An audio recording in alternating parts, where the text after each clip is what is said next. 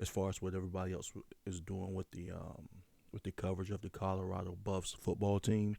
One of the people or persons that I like is Deion Jr., Deion Sanders Jr., his first son, and I like to talk about the effects that he has on the program as a whole.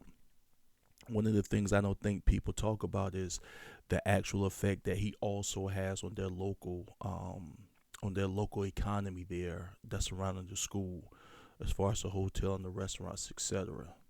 Yes, I know that his dad, is the big draw, but he has his own following in his own way, and he has his own input, whether he knows it or not.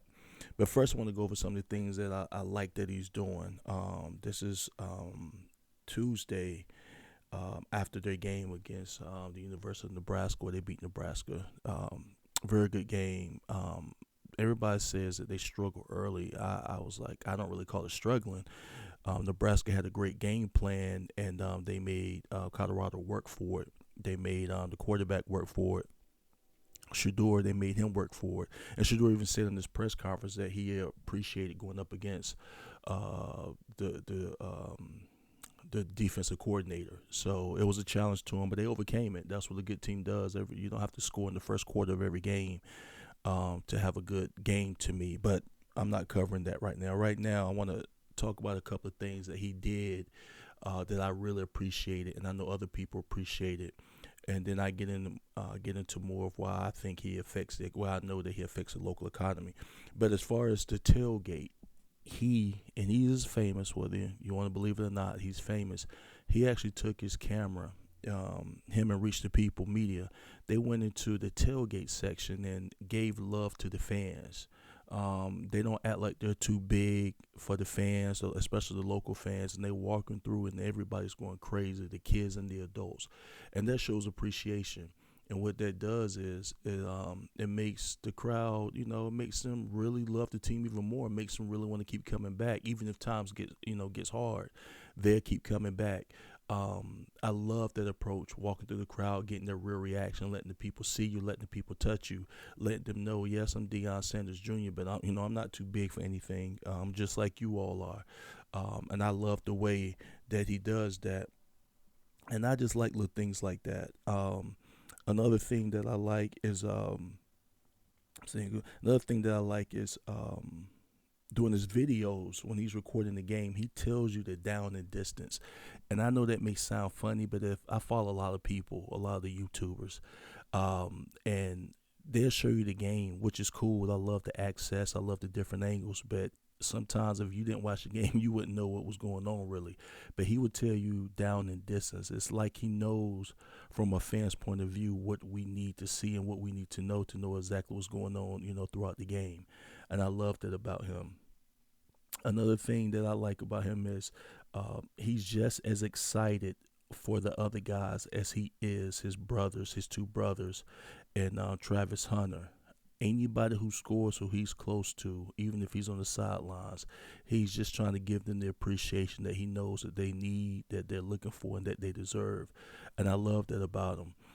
You gotta watch. Like I always say, I like to watch people. I'm like a psychologist type of guy as far as watching people. When everybody's cheering, I'm kind of looking around to see who's not cheering. That's the type of person I am. So I watch a lot of his body language, and the way he's showing appreciation to the players, to the fans, to the crowd, and not acting like he's too big or beyond anyone else. I just love it, and that's why I'm a fan of his, and that's why I bring a different approach as far as seeing how he does things. Um, Another thing that I like that he does, and you all need to follow him. He does a thing called Word of the Day, and the reason that's important to me is a lot of times he's asking people we don't see a lot, mostly like a lot of the white players, and I'm getting to know them and who they are and their personalities through the Word of the Day and what he approaches them early in the morning when they're eating breakfast, and he asks them, "Give me a word of the day." And at first, you can see them kind of like it's early in the morning, but then they come out their shell and then they start talking, and I respect it. I love it, and it may be small to him, but it's big to me. I actually look forward to that because a lot of the players on the team they get a lot of the media's attention. and a lot of camera time. It's not them all the time. And I've always wanted to know the whole team, not just the main guys that everybody keeps showing. And it's like he senses this type of thing. So I'm getting to know the players from that. Now, I want to go over real quick the effects on the economy that Deion Jr. has. I'm not saying I don't know the ins and outs of the team, of course, just like a lot of us don't. But I would be hard pressed not to think that he doesn't have input on the media as far as YouTubers who gets to come to the game, not just come to the game, they are getting unprecedented access to the team. He's allowed YouTubers, yes, YouTubers who cover the team, they come to the games and they have the same advantages of the press. From what I saw, they on the sidelines right with the celebrities. They're on the sidelines right with the coach. They're on the sidelines right with the team. So think about this. The two that stands out to me, and I follow both of these guys. You need to follow their channels. Life and Football was on the field. He's a YouTuber. Big Chico was on the field. Not only was he on the sidelines, I mean, an unprecedented access as far as he was right close to Coach Sanders, and he's right in the mix with the other coaches. He was also able to go up to the press box and get him some pizza. And a guy like me who likes small things like that and behind the scenes type of things, I just thought it was the coolest thing. And he ended up just having great access. He was able to get great videos and great footage and able to release on his channel. And I was able to see it all because I follow what he does. And I just think it's the coolest thing. Myself, I haven't seen that a lot, especially with football teams who are very secretive. And for YouTubers, I'm not main media, but for YouTubers to have that type of access, I just think needs to be congratulated. And I know, I'm pretty sure, and I'm pretty confident in saying that if he said, "Dad, we need to cut some of these YouTube media down. I'm the main one, well-off media, reach the people, and the pregame show. That's all I kind of want to have this type of access." I know if he said that, his dad would shut that down as far as the YouTubers are concerned. So I know that he has a lot of input in that, and people need to really appreciate that. As far as access, I just talked about Chico and Life and Football. John the Liquidator, I've seen him interview players right after the game as they coming out the back. And I think that's cool. And then he puts on his channel and I watch it again. That's another guy that I follow, John the Liquidator. And I love those type of interviews because they're kind of raw and uncut.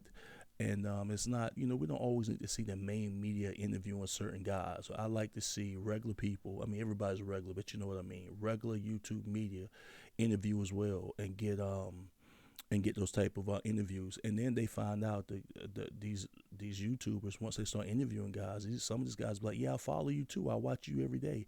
And they find out that some of the players are fans of their channel, and I think that's cool. But think about this: if you're a YouTuber and you get to go to the game, you get the same access as the press.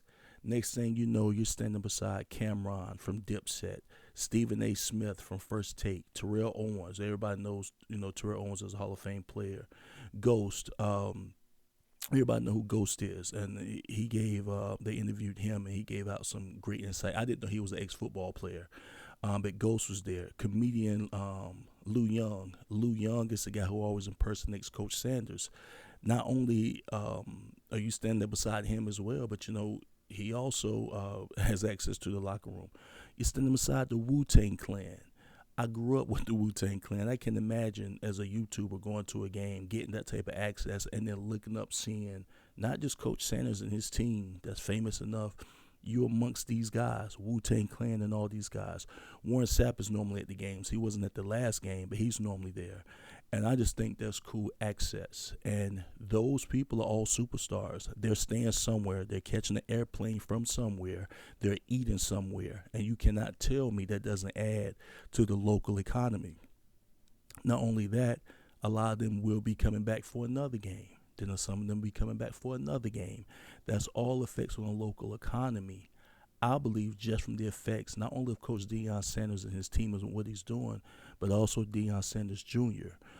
So a lot of the YouTubers, which some of them do, need to really praise him for what he's doing and the access that they're getting. It doesn't happen every day.